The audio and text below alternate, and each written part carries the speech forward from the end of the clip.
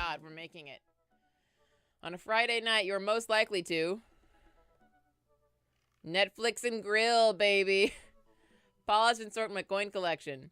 Fall asleep watching the History Channel. Torment my children with dad puns. Sink into blissful oblivion. Wow. Let's go with Netflix and grill. If you had one thing to take with you onto a desert island, what would it be? The Lost Shaker of Salt. Castaway on DVD for instructional purposes. A boat, obviously. I don't need anything. My survival skills have trained me for this day. I don't need anything. Oh, what are your turn-ons? Strong dad arms, tennis shoes with long white socks, a well-manicured lawn, street smarts, top-tier grillmanship, comfortable with crying. Oh. Oh my. Wow.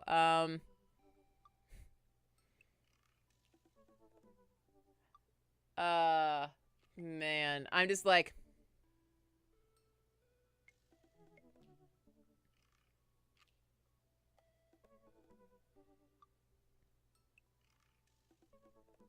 I was like, what is the... Let's go dad arms. I don't know. What did you want to be when you grew up? Technical writer for manuals and instructions. Salty boat captain. Pro skater who is also an astronaut. The president of space. What's your favorite movie genre? War documentaries. Sean Connery's entire filmography. Anything on Laserdisc. Romantic comedies. Whatever make me cry. Old comedies that haven't aged well. Wow. Wow. I don't know. We'll go with whatever will make me cry. Napping together, doing 1,000-piece puzzles together, eating a healthy dinner at 4 p.m. Oh, God. Trying to geocache, but getting hopelessly lost. Arson. Being emotionally vulnerable. Arson. What you never leave home without. A sensible partisan. My sick vape. My book of word jumbles and a pen. A cool knife. My cripplingly low self-esteem. Oh. Frequently forget my phone, keys, and wallet at home. Hey, Dark Zero, how's it going? Too much I'm thinking about. Conspiracy theories. Uprising of my child. Potential ends of the world. I'll never be able to love myself as much as I love my grill. When I can get the next cup of coffee. Conspiracy theories. Profile complete. See, that wasn't so bad. Yeah, it was actually kind of fun. I could totally spend all day on here just looking at people's profiles. You should message one of them. More than one of them. All of these dads seem pretty interesting. Okay, I'll promise I'll make some friends. Amanda gives me a hug. Go get him, Dad. Welcome. You've got dads. You've got dads. Just, this is literally, this is all of Dad book is these 7 guys. You've got dads. Let's see what Robert says since we were there before.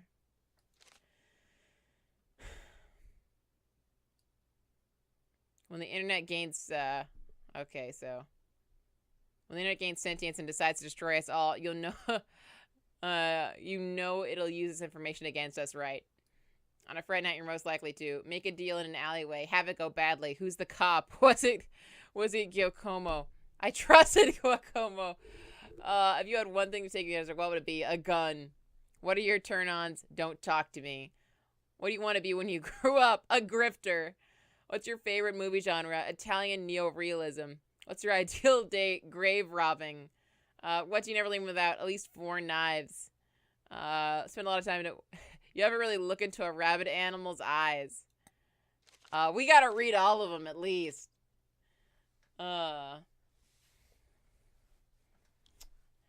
I hate the scoundrel on that one. 4 knives. Damien. How do you do? I finally decided to join this information superhighway. I'm not entirely sure how this works, but I will try my best to understand. I love long strolls through graveyards and spending time with my son. If you would ever like to chat about the latest Victorian fashion, the inevitability of our own demise, or black cats, please send me a letter. Friday night, most likely to listen to true crime podcasts while I taxidermy my newest specimens. If you had one thing to take with you on a desert island, what would it be? A coffin. Realistically, most people probably should. What are your turn-ons? Pronouncing bosom correctly. What do you want to be when you grew up? A bat? Oh! What's your favorite movie genre? Foreign art house horror. What's your ideal date? It's night. We are at an industrial dark wave club in Berlin. The music drums to the beat of our hearts. Oh! Or do you never leave home without an upside down cross? I spend a lot of time thinking about morality salience. Oh. Voted Maple Bay's #1 youth minister for 5 years running. Living in my hometown with my beautiful wife and our 4 amazing kids. If I'm not in church, you can catch me out on the open water setting sail in the seas of adventure. I love playing guitar and crushing my kids at Candyland. Friday night, you're most likely to lead the community in a fun mixer. If you had one thing to take with you on a desert island, what would it be? My 6-string. What are your turn-ons? My loving wife. What do you want to be when you grew up? A ship captain. What's your favorite movie genre? Feel-good movies. What's your ideal date? Lovely night on the town with my wife. What do you never leave home without? The good book. I spend a lot of time thinking about how I can be a better man, husband, and father. I'm like, I don't know what to say about you, Joseph. Joseph, I don't know. The feelings are weird. Hugo, middle school teacher, high school teacher, writer of scholarly articles on 18th century literature for various esteemed publications. If you're on here to tell me that my son put a cherry bomb in your trash, I know, and I'm sorry. On Friday night, you're most likely to brew some strong tea and paint my miniatures. If you had one thing to take with you to Australia, what would it be? Our Remembrance of Things Past by Marcel Proust.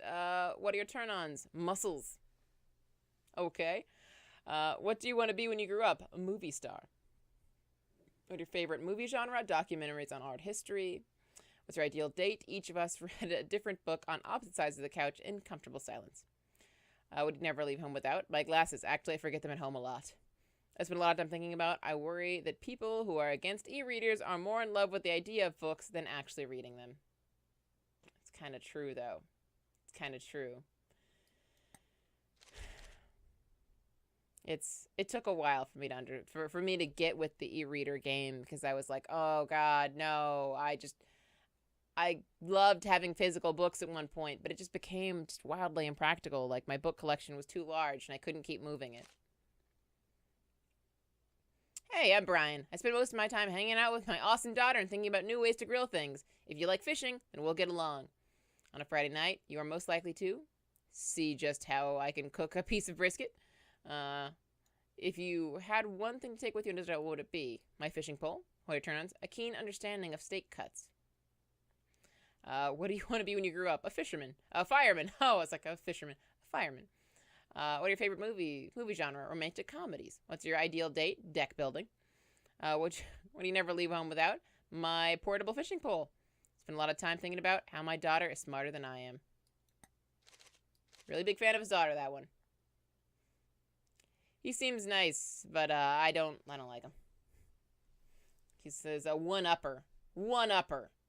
Robert looks shady, is shady. We've already fucked Robert. But, like, you know, he's kind of shady in a good way.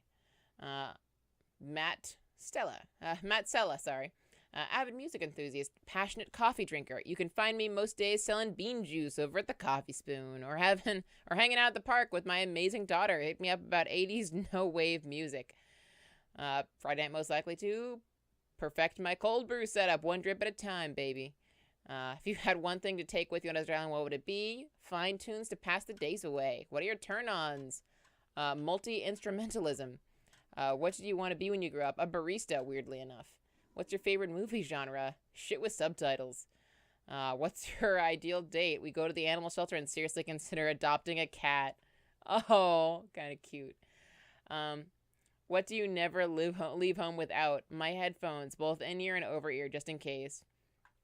Spent a lot of time thinking about where did writing commas into song titles come from, and where did it go? Did we all just agree that it's a bad idea? Okay, last one, Craig. We know Craig. Apparently, he's a friend from our past. Dad of 3, business entrepreneur, and fitness enthusiast. Juggling work, family, and fitness is a tough gig, but someone's got to do it. On Friday night, most likely to get one last good cardio session in. If you had one thing to take with you onto a desert island, what would it be? A box of energy bars? What are your turn-ons? A sub 6-minute mile? Oh my. What do you want to be when you grew up? A beer pong world champion. What's your favorite movie genre? Buddy cop movies forever. What's your ideal date? Scaling a huge, dangerous mountain for fun. What do you never leave home without? An extra tube of energy gel. Spent a lot of time thinking about it. My mile time used to be so good. What happened? Have I peaked? Okay, wow.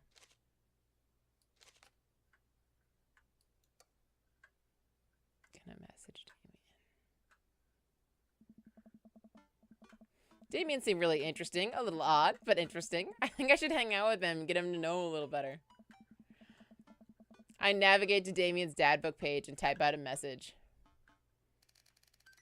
Oh god, thank you. They're not making me type it. I see that Damien's typing. But then he keeps typing and typing! Oh man, is this guy writing a novel? I leave the computer to make some coffee. Oh.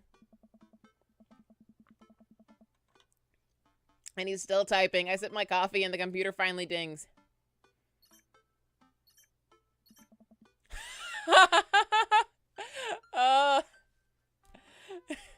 Handsome. I must confess my excitement to be receiving your kind letter for, as you see, I do find myself available to enjoy your company. I must ask for your forgiveness, however, as I believe our first meeting did not paint me in as gentlemanly a manner as I would have liked. Whoa, there's more. Oh. I would be highly flattered to enjoy your companionship at my residence for an afternoon tea and a stroll around my garden, should it please you. Till then, adieu. Yours humbled, D. Bloodmarch.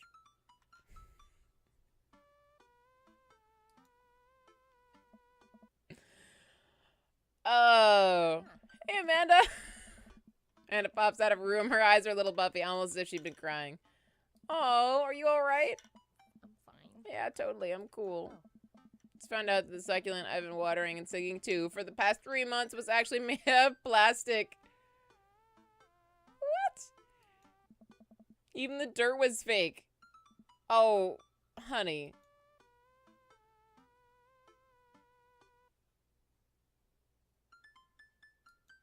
Are you sure that's all you're upset about? You know, anything going on, just want you to know that I'm here for you. I'll always be here for you. Whether you need a shoulder to cry on or a strong dad to go kick someone's butt, I'm only a phone call away. Thanks, Dad. I appreciate that. But I'm fine, really. I'm unconvinced, but I'll stop badgering her about it. I'm sure she'll tell me when she's ready. Can you help me with something? Dad, for the last time, I'm not popping your back pimple. No. Can you interpret this for me? Turn on the computer to Amanda, and she squints at Damien's message. I don't understand NetSpeak. Like, is this how you kids communicate with each other now? Totally. This is the hot new thing. See, Dad, kids got over saying lol and LMAO and whatever, and decided what they needed to do was bring it back to the 1800s. Oh, so what do I do? Where's your pen and quill? Did you forget to unpack the pen and quill? Dad, how will we address the nobleman in regards to our upcoming debutante ball? Okay, now I know you're messing with me. Father, without a proper chaperone, you'll never end up with a surdy worthy of our land. Or our dowry. Or So you read Pride and Prejudice for school one time, and now you're reciting things you know about it back to me, aren't you? Like, the first 5 pages, then, I've read to review of the movie. I've read a review of the movie, so... Still got a B, though. Great. So what do I say to Damien? I got this. And reaches over to me and types on the keyboard.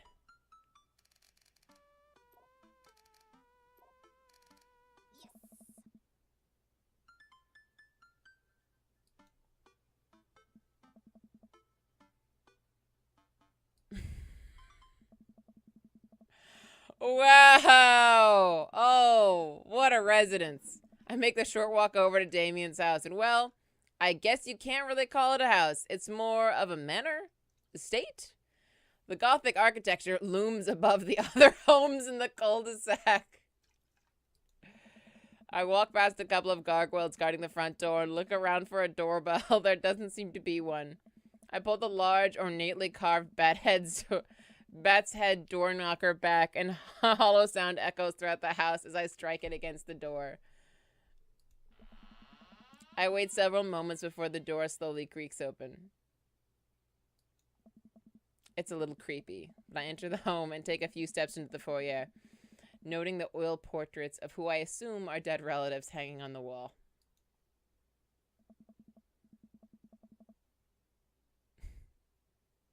I'm admiring them. As I'm admiring them, the front door slams shut behind me. Hello? Silence. An oil lamp in the corner flickers dimly, casting ominous shadows against the wall. Why do I feel like all of the people in those paintings are staring straight at me? Why is it so cold in here? And where's Damien? Handsome, pleasure to have you in my home. I look up to see Damien standing at the top of a majestic staircase with a walking candle holder. What's with the door slamming shut? Oh, sorry, there was a draft. And the door creaking open when I knocked? I accidentally left the door unlocked. And the creepy oil paintings. I like oil paintings. Right. Right. Please, let me show you around. Okay. Damien leads me around his house, showcasing his parlor, sitting room, auxiliary sitting room, and the parlor again for some reason. This is one of the older homes on the block, yes, but nowhere near as old as the architecture might suggest. Through extensive renovations, I have been able to craft a residence that is both historically accurate to the Victorian period and equipped with the amenities of any modern dwelling. We walk past a door covered in bumper stickers, caution tape, and a black parade poster. Did they listen to My Chemical Romance in the Victorian era? That's my son's room. You know how the rebellious teenage years are. Onward, onward. There's more to see. We reach a door at the end of the hall that Damien opens with a flourish. And this is the library. Sunlight streams in from floor-to-ceiling arched windows. The walls are lined with packed bookshelves, and even more books are scattered over the period-appropriate furniture. Damien is clearly really proud of this room. Look out the window. Look at the butterflies pick up a book. Oh! He likes it. I walk up to the glass display of pinned butterflies on the wall. It's pretty impressive. Nice bugs. I penned them all myself. Maybe I could show you how sometime. I'm concerned I would stick the pin right through my finger. Oh, the pinner's gambit. Is that a thing? No. You know, he likes it when you pick up his books. You know, handsome, in the Victoria era, there was some controversy surrounding reading. Many people thought the more tawdry novels would encourage youth into a life of crime and would cause too much of a distraction from work and school. I pull out a book at random and examine the worn cover. Opening it, I turn to a random page and read aloud.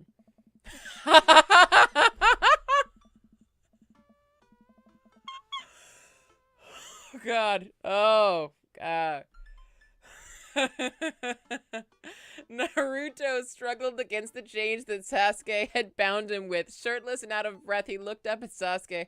Sasuke smirked, unbuttoning his ninja pants.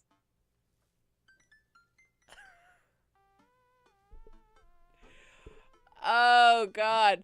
Okay, I think that's enough. We are perfect together. He was meant to be mine. Reading fan fiction in your overly ornate, old-timey library? Oh, God. I love him so much. I can't speak to how long I've spent reading fan fiction in my spare time. Let's not talk about it. Let's move on. Come on. Yeah, no. Okay, I think that's enough. Damien snaps the book shut and puts it back on the shelf. That's a rare book from my private collection.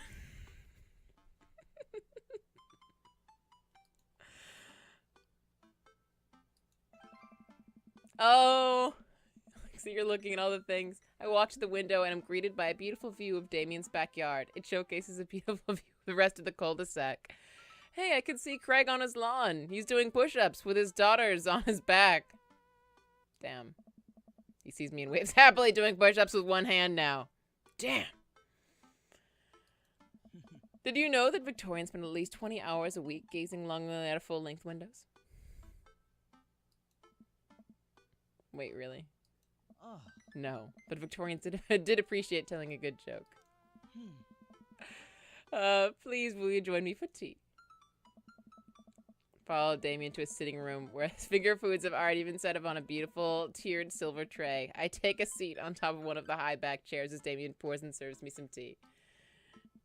I can't believe we're having high tea. I never thought I'd get to do this. Damien smiles to himself. What? Oh. It's a common misconception that high tea refers to the wealth or class of the people enjoying it, when the fact the high refers to both the latter time of day and the working class had to enjoy tea at the height of the tables on which they're served. Oh, my dear friend, we're currently enjoying afternoon tea. That's informative. Damien takes a seat next to me and serves me a tiny sandwich. Oh no, don't call it a cape. Oh God, there's eggplants. Why are there eggplants? Was that eggplants? It seems like you've really put a lot of work into this place. Thank you. No one's ever complimented my home before. Hell, I can barely get matching salt and pepper shakers in my place, and look at what you've done. Kind of jealous. That's very generous of you to say. What got you so interested in goth stuff? Oh, well, when I was a young boy, my father... Did he take you into the city? Sorry. Did you guys see a marching band? I'm afraid I don't understand. Oh, you're serious. Of course. But it's, you know, the song. Amanda made me listen to it. Seriously? I'd love to see a marching band. Nonetheless, I've always had a love of art, history, and fashion. What started off as a small hobby of collecting taxidermied animals grew into a sort of an obsession.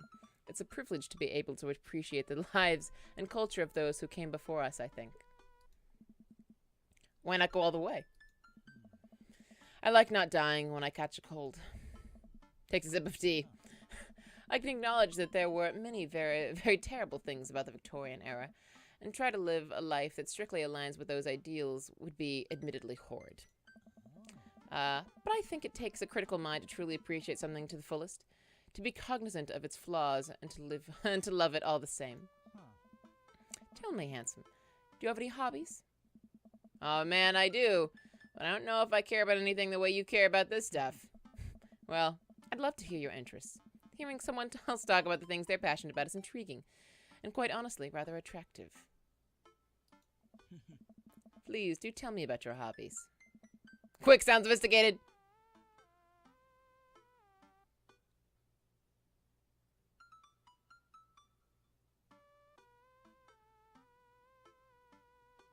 Oh God. How do we impress him? I was like, soap making is a thing that one has to craft on their own. Maybe.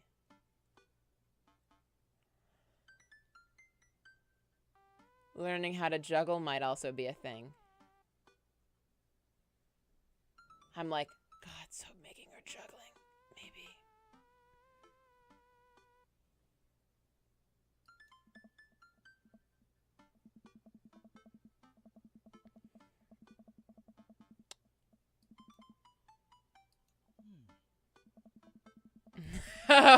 Oh God, I was so stuck that I didn't even read it to you. I tried making some with like they just think soap makers are the true heroes, and seeing them at their art is important. And I tried making some with Amanda once, and we both had to go to the doctor for the rashes, which I guess goes to show that we should leave it to the professionals. We finished our tea and finger sandwiches. Come, I have one more thing to show you.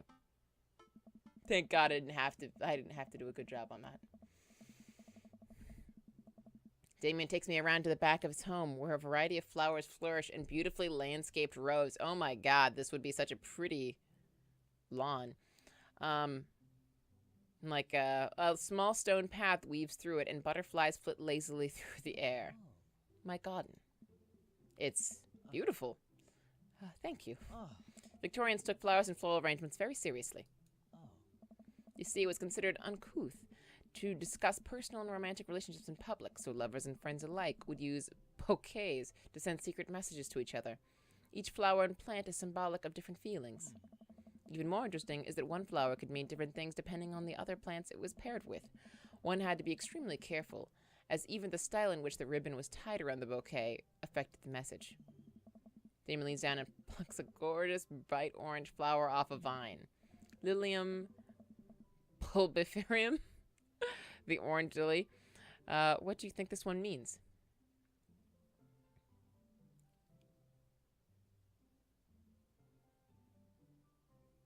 Thou art the tightest?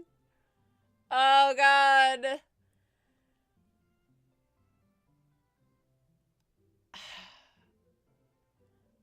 It's so, like, I don't know anything about flowers. God damn.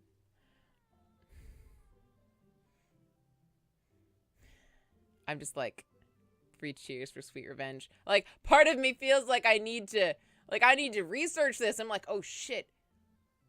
What does the orange lily mean? I don't know. My loins are ablaze. Thou art the tightest.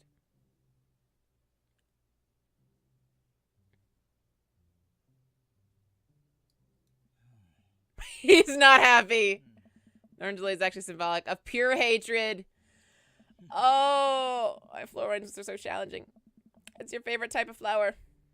Snapdragons, honeysuckle, sunflowers. Like snapdragons. Because they're cute. You can also do that thing where you squeeze them so it looks like they're talking. What a lovely choice. I'll have to remember that when I put together a bouquet for you. Oh, cute. Oh, he would put together a bouquet for me. No one's ever given me a bouquet before. I followed Damien down the footpath and admire more of his beautiful flowers. Suddenly a phone rings. Oh, handsomely, excuse me, I must take this. Pulls a cell phone out of his pocket. I'm a little surprised it's not a rotary phone. Go for it.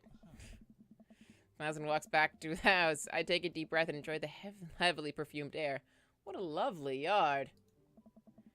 This makes me wish I had to put a little more effort in the garden, Amanda and I tried to start one time. Our watermelons grew to the size of cherry tomatoes and then immediately died. Oh, hey, a gargoyle.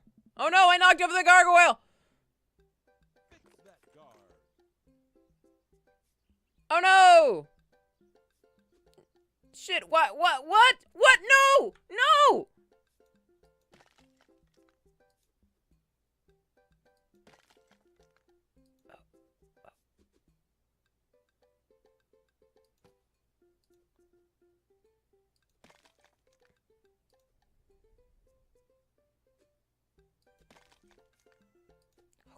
Oh, God.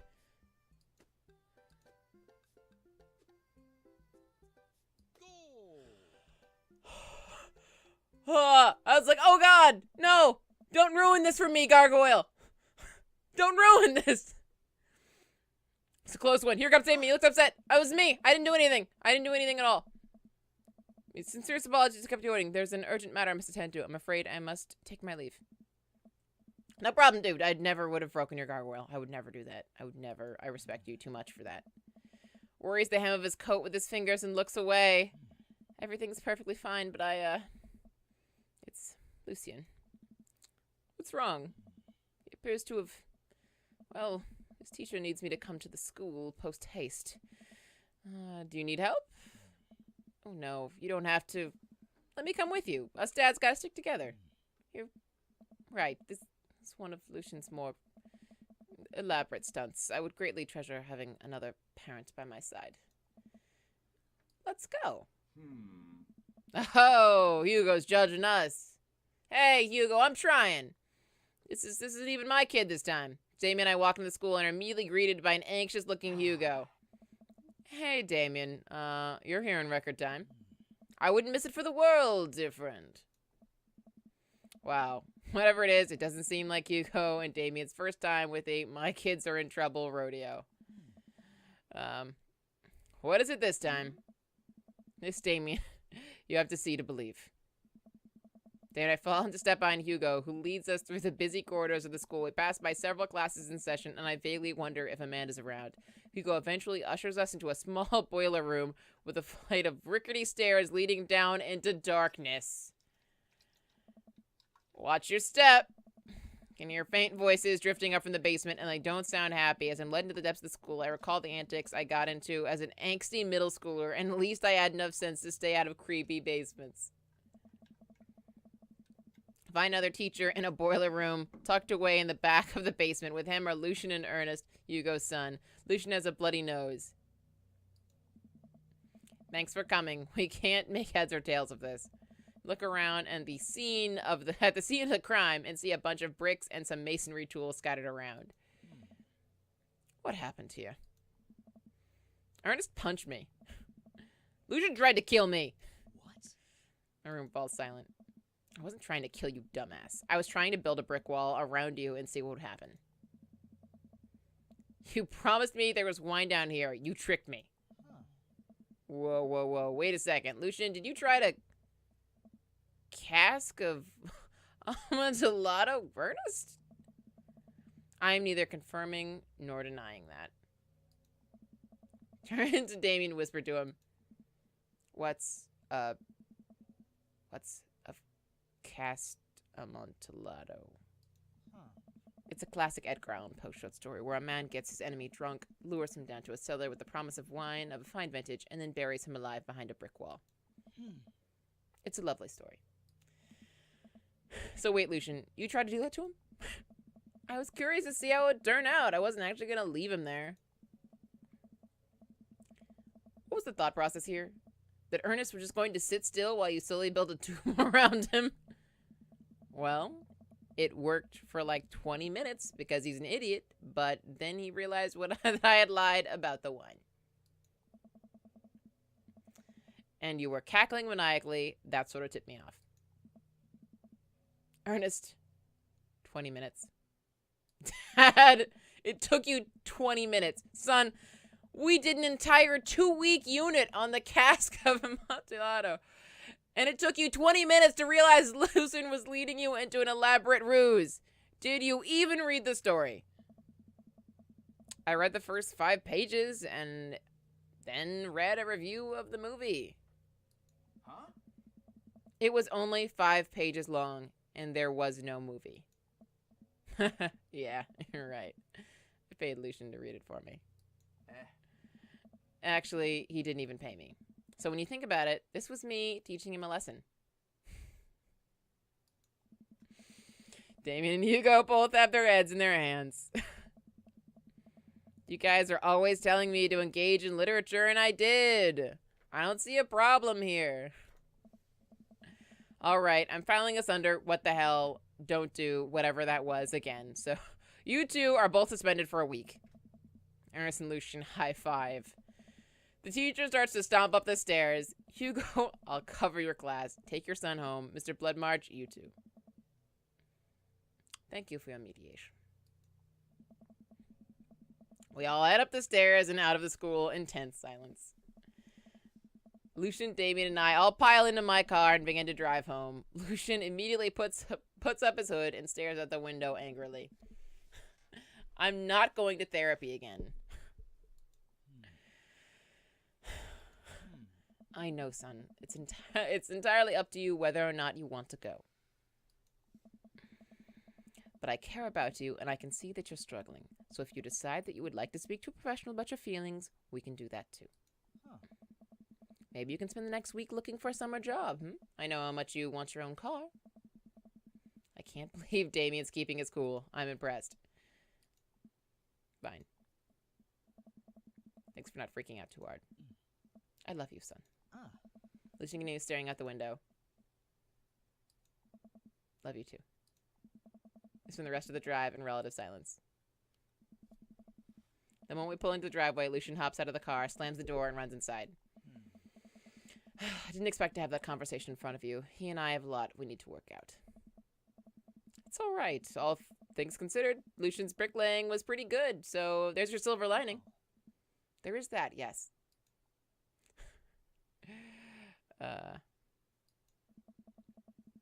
You were a lot more diplomatic with him than I would have been. I just want what's best for him, and I don't think yelling at him would do either of us any favors. It rarely does. You're a good dad. See you around soon. It would be my honor and my pleasure. Damien bows with a flourish. Classy.